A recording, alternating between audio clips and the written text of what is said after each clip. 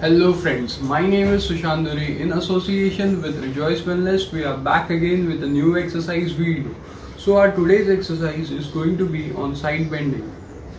So side bending is basically a core strengthening exercise. It majorly focuses on your oblique muscles and also helps in reducing your side. In side bending, what we are going to do is first we are going to take a leg distance which is hip width apart. Hold waters in your each hand. Bend towards your right hand side as far as you can go without pausing on top. Bend down to your left hand side. Continue the same sequence.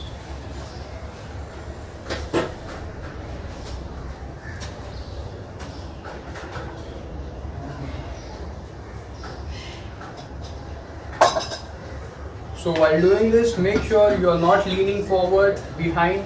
Your back is straight and erect. Make sure you do 3 sets of this exercise of 10 to 15 repetitions in each set. So stay tuned for our upcoming exercises. Till then, stay home, stay safe and stay fit.